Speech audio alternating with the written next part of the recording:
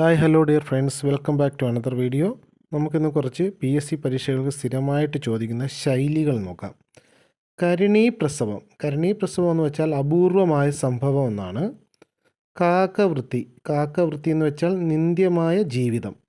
കാനനചന്ദ്രിക ഉപയോഗശൂന്യമായെന്നാണ് കാനനചന്ദ്രിക എന്ന ശൈലിയുടെ അർത്ഥം. കാനൽ ജലം എന്ന് വെച്ചാൽ മിഥ്യാഭ്രമം. കാനൽ ജലം എന്ന ശൈലിയുടെ അർത്ഥം മിഥ്യാഭ്രമം എന്നാണ്. കീരിയും പാമ്പും എന്ന് വെച്ചാൽ ജന്മശത്രുക്കൾ, അതാണ് കീരിയും പാമ്പും. കോയിത്തമ്പുരാൻ, ഭാര്യയെ അനുസരിക്കുന്നവനാണ് കോയിത്തമ്പുരാൻ എന്ന ശൈലിയുടെ അർത്ഥം.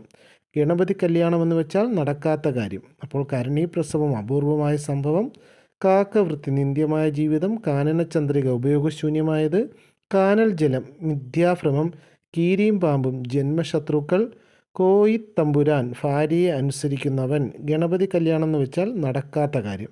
ഇനി കുറച്ച് ഇംഗ്ലീഷ് ശൈലികൾ നോക്കാം. ഇംഗ്ലീഷ് ശൈലികളിൽ ഡബിൾ സ്റ്റാൻഡേർഡ് എന്ന ശൈലിയുടെ അർത്ഥം ഇരട്ടത്താപ്പ് എന്നാണ്. ഫിഫ്ത്ത് കോളം എന്ന് വെച്ചാൽ അഞ്ചാം പത്തി, അല്ലെങ്കിൽ അവസരവാദി, അല്ലെങ്കിൽ ഒറ്റുകാരൻ എന്നൊക്കെയാണ് അർത്ഥം വരുന്നത്. ഗൂസ്ബെറി എന്ന് വെച്ചാൽ സർഗത്തിലെ കട്ടുറുമ്പ്. ബ്രഷ് ഓഫ് എന്ന് വെച്ചാൽ തള്ളിക്കളയുക. To smell the rat സംശയാസ്പദം.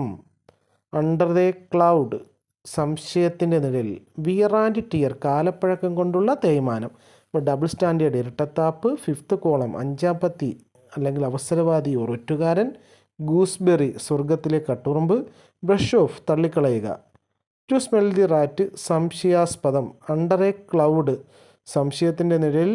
Wear and tear കാലപ്പഴക്കം കൊണ്ടുള്ള തേയ്മാനം എന്നാണ് വിയർ ആൻഡ് ടിയർ എന്ന് പറയുന്ന ശൈലിയുടെ അർത്ഥം. ബ്രഷ് ഓഫ് തള്ളിക്കളയുക പ്രീവിയസ് ആയിട്ട് ചോദിച്ചിട്ടുള്ളതാണ്. ടു സ്മെൽ ദി റാറ്റ് ഈ അടുത്ത സമയത്തും ചോദിച്ചൊരു ശൈലിയാണ്.